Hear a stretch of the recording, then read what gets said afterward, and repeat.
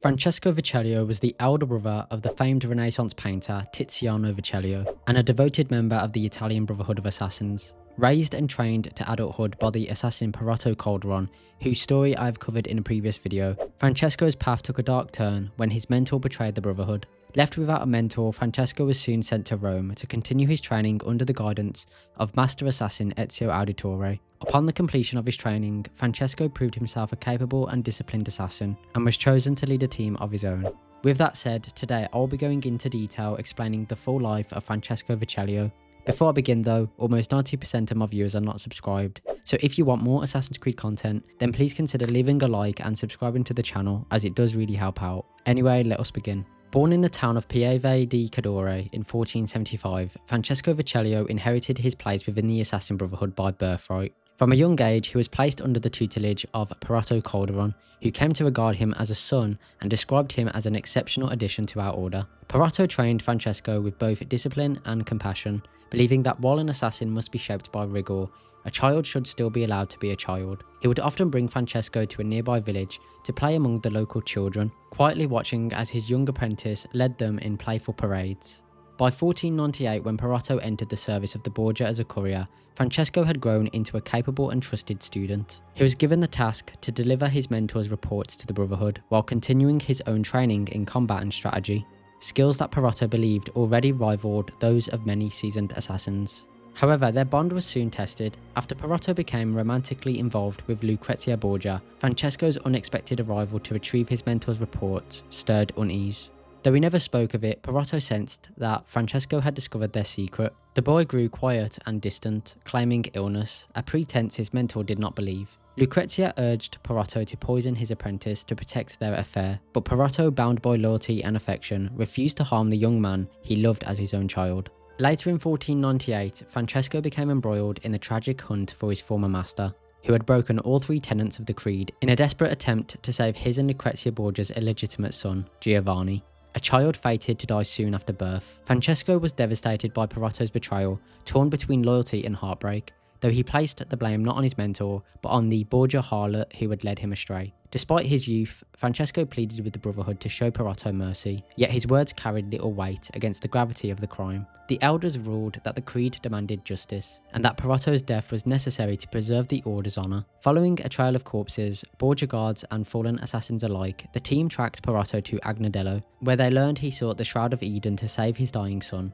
The assassins finally reached the home of Rinaldo Vittori, the keeper of the shroud, but Perotto was gone. Locals told them that he camped just beyond the city. So moving under the cover of night, the team surrounded his position. Even so, Perotto's skill with the bow proved unmatched. He felled several of his pursuers before they could close in. Francesco, who was torn between duty and compassion, raised his weapon, hoping, perhaps foolishly, that his master might still be reasoned with. Francesco loosed an arrow that grazed Perotto, who turned to face him. Moments later though, overwhelmed by the assault, Perotto Calderon fell, and the man who had once been Francesco's father, in all but blood, was gone. In 1501, following the death of his mentor, Francesco was sent to Rome to continue his training under the guidance of the master assassin Ezio Auditore. Though already well trained, Francesco learned much from Ezio, who instructed him in advanced free-running, blending and pickpocketing. Among the other apprentices, Francesco's competitive spirit often drove him to excel, yet it was through defeat that he met two who would later become his closest comrades. Over the next year, Francesco's ambition grew. Inspired by Ezio's ingenuity and armaments, he longed for more advanced weaponry, especially the hidden gun his master carried. Judging him not yet ready for such power, Ezio instead directed Francesco to seek an alternative from his trusted ally, the renowned inventor Leonardo da Vinci. Aware that Cesare Borgia had coerced Leonardo into designing war machines for the Templars, Ezio warned his pupil that the inventor might demand a heavy price. Once Francesco departed, Ezio sent word to Leonardo as well, advising him to deny any requests for a hidden gun. At Leonardo's workshop, Francesco's hopes were dashed when his proposal for a wrist-mounted pistol was refused. Undeterred, he proposed a different design, a smaller, quieter weapon built on similar principles, a wrist-mounted crossbow. Leonardo agreed that such a device could be made, though he cautioned that it would have limited range, require custom bolts, and be costly, especially since Francesco requested a pair. Despite the expense, Francesco accepted eagerly. When the twin weapons were completed, he thanked Leonardo and departed, quietly remarking that the man was a strange soul, more devoted to art and invention than the power that rules them. Upon completing his apprenticeship, Francesco was appointed leader of his own assassin team, tasked with undermining Cesare Borgia's grip over Italy.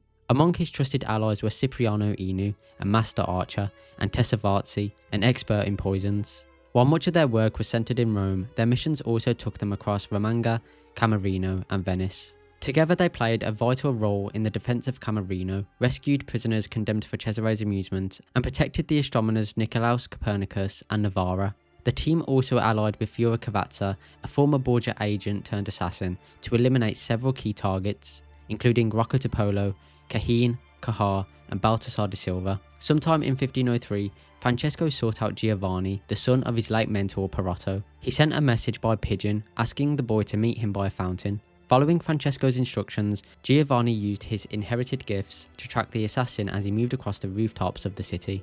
Along the way, the boy was cornered by two thieves, and so without hesitation, Francesco descended from above, striking both men down with his twin hidden blades. Helping the shaken child to his feet, Francesco questioned him to see if he wished to live among his brothers. Giovanni smiled and agreed, and so under the watchful eye of his father's former apprentice, the boy was welcomed into the Brotherhood. Soon after sabotaging the military contest between Cesare Borgia and the French Templar Charles de la Motte in 1503, disaster struck Francesco Vecellio's team. Enraged by the humiliation, Cesare invited Charles's forces into Rome, allowing them to terrorise the city's streets in a calculated attempt to draw the assassins out of hiding. Francesco and his team moved swiftly to intercept them. From the rooftops, Cipriano Inu directed the archers to strike down enemies from above, while Tessa Varzi slipped among the soldiers disguised, handing out flowers laced with deadly poison. For a time, their efforts sowed chaos among the enemy ranks, but Cesare soon deployed his own troops. Overwhelmed and outnumbered, the assassins were forced to retreat into a nearby inn for cover. Inside of the inn, Francesco cursed himself for falling into Cesare's trap as the team scrambled to barricade the windows and doors. They began planning a way to send word to Ezio and the Brotherhood when the enemy broke through. A volley of flaming arrows shattered the windows, igniting the inn and filling the air with smoke and fire. The assassins, along with the innkeeper, fled upstairs, but the floor gave way beneath their feet. Several fell into the inferno below, Tessa among them. Reaching the upper floor, they found their only escape through a narrow window leading to the roof. The innkeeper, however, was trapped and injured, and urged them to go on without him, accepting his fate as the flames consumed the lower levels. On the rooftop, the survivors found no shelter. Borgia gunmen surrounded the building, raining gunfire upon them. One by one, Francesco's comrades fell. Inu was struck in the neck, collapsing beside his leader. Though injured himself, Francesco tried in vain to staunch his friend's bleeding. Realising the effort was futile, the two sat back to back, silent and still, as the enemy closed in. Then, out of nowhere, an explosion tore through the air, scattering the attackers and engulfing the street into chaos. When the smoke cleared, Inu was gone. Somehow though, Francesco survived, rescued by forces unknown, left to carry the weight of his fallen brothers. By 1510, Francesco had become a seasoned assassin, fully capable of undertaking missions on his own. Having trained several apprentices himself, he was entrusted that year with a crucial assignment: to eliminate a former mercenary captain named Niccolo, who was also the cousin to Bartolomeo di Alviano. He had to eliminate him to liberate the people of Lonigo from his oppressive rule. Francesco began his operation by gathering intelligence on his target. He frequented local taverns and brothels, listening carefully to the whispers of patrons, and intercepted couriers carrying Niccolo's correspondence. Through patience and observation, he uncovered both the source of the townspeople's unrest and evidence that Niccolo maintained secret communication with an unknown contact in Rome. Once he understood his enemy's habits, Francesco turned his attention to the man himself, studying his daily routine, his allies, and his defences. Bit by bit, he worked to dismantle Niccolo's influence over Lonigo, sowing fear among his guards and doubt among his supporters. When the time came to strike, Francesco summoned several of his students and fellow assassins to aid in the assault. As his brothers engaged the villa's guards, Francesco slipped into the manor unseen. Moving through shadowed corridors, he found Niccolo and struck without hesitation, delivering a fatal wound before disappearing into the night. But Niccolo, clinging to life, dragged himself toward a hidden chamber where he revealed the source of his strength, the Shroud of Eden. Using the artifact, he briefly restored his vitality, yet the relic's power turned against him. When the shroud backfired, it consumed Niccolo in agony, ending his life in brutal fashion. Francesco was drawn back by the commotion and discovered his fallen target beside the corrupted artifact. He proceeded to secure the shroud, ensuring that it would never again be misused, before then vanishing before dawn. By the 1520s, Francesco started working on his painting career, and through to the 1540s he created many renowned pieces of art. Even though his art got a lot of praise, he never reached the same level of fame as his brother Tiziano. And that is the story of Francesco Vecellio. I really hope you enjoyed the video. Thank you so much for watching, and I hope to see you in the next one.